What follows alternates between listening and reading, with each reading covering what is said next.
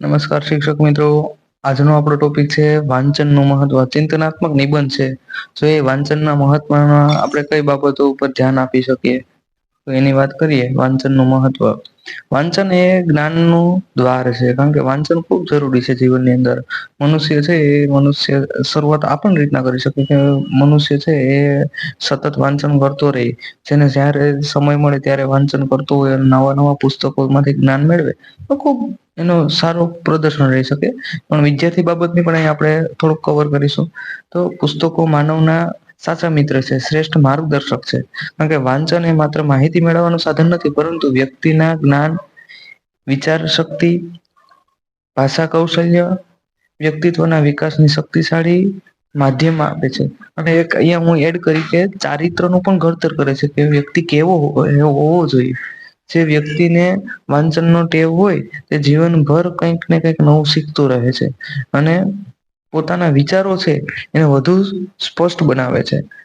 વાંચનથી જ્ઞાનમાં વધારો થાય છે. શબ્દ ભંડોળ સમૃદ્ધ બને છે અને ભાષા પર સારી પકડ રહે છે. વિવિધ વિષયોમાં પુસ્તકો, અખબારો છે, સામાયિકો છે અને જીવન ચારિત્રનું વાંચન છે એ વ્યક્તિને નવી માહિતી, નવા વિચારો અને નવા મૂલ્યો છે કે આવા નવા મૂલ્યોથી પરિચિત કરાવે છે. વાંચનથી વિચારવાની, વિશ્લેષણ કરવાની અને યોગ્ય નિર્ણય લેવાની ક્ષમતામાં વિકાસ કરે છે. એટલે આની અંદર એ પણ આપણે એડ કરી શકીએ કે વ્યક્તિના ચારિત્રનું ઘડતર થાય. વ્યક્તિ છે એના નિર્ણય શક્તિમાં વધારો થાય. વ્યક્તિ છે એ સારી સારી બાબતો વિચારી શકે, એના ઉપર મનોમંથન કરી શકે, એના ઉપર ચર્ચા કરી શકે. આવી બધી બાબતોથી પણ તે પોતાનું ચારિત્રનું ઘડતર કરે છે અને નવી માહિતી પણ તે મેળવતો જોવા મળશે. વિદ્યાર્થી જીવનમાં વાંચનનું મહત્વ વિશેષ કંઈ છે એ રીતના પણ વાત કરીએ કે વિદ્યાર્થીઓને કઈ રીતના વાંચન લાભે. તો નિયમિત વાંચનથી અભ્યાસમાં રસ વધે છે. યાદશક્તિ મજબૂત બને છે. સતત રટન કરતો રહે, પાકું કરતો રહે તો યાદશક્તિ પણ સારી બને છે. પરીક્ષાની તૈયારી વધુ અસરકારક બનાવે છે. પાઠ્યપુસ્તકો ઉપરાંત સંદર્ભ પુસ્તકો, સાહિત્યો, પ્રેરણાદાયક પુસ્તકો વાંચન છે એ વિદ્યાર્થીઓને સર્જનાત્મક આત્મવિશ્વાસનો વિકાસ કરે છે. એક સારો વાચક છે એ જીવનમાં વધુ સરળ જાગૃત નાગરિક બની શકે છે. એટલે સારો વાચક છે એ જીવનમાં સારો વ્યક્તિ બની શકે છે, સારું વ્યક્તિત્વ ધરાવી શકે છે. આજના ડિજિટલ યુગમાં માહિતીનો અનેક સ્ત્રોત ઉપલબ્ધ છે. પરંતુ પુસ્તકનું સ્થાન પણ એ અદ્વિતીય ઘટના છે કે પુસ્તકનું સ્થાન આ લઈ શકવાના નથી. હા, એક છે કે ડિજિટલ આપણે જે પુસ્તકો છે એ વાંચન કરી શકીએ, પેપરનો બચાવ થઈ શકે એ બધી વસ્તુ નેક્સ્ટ લેવલની છે.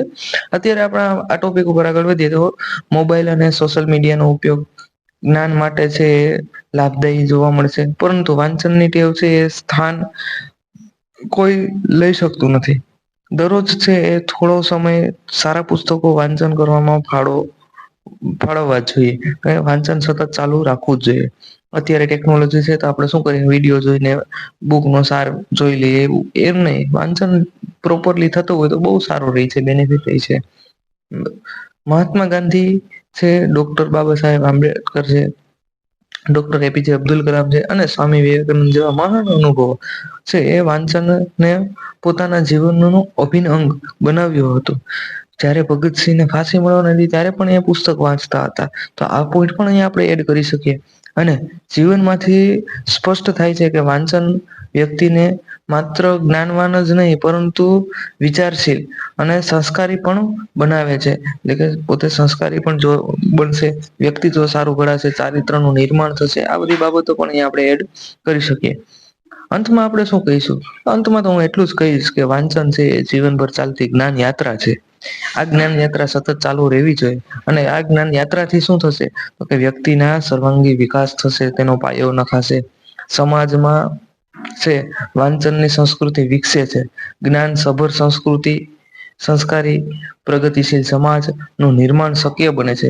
તેથી આપણે સૌએ રોજિંદા જીવનમાં શું કરવું જોઈએ કે વાંચનની ટેવ પાડવી જ જોઈએ, નિયમિત વાંચન કરવું જોઈએ. કંઈ નહીં તો ડેઈલી છે છાપાનું વાંચન કરવું જોઈએ. કે છાપા વાંચવા જોઈએ.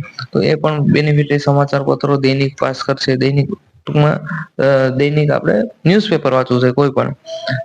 આજનો વાચક છે આવતીકાલનો સફળ વિચારક અને જવાબદાર નાગરિક બને છે. એટલે વાંચન છે એ સતત કરતું રહેવું જોઈએ.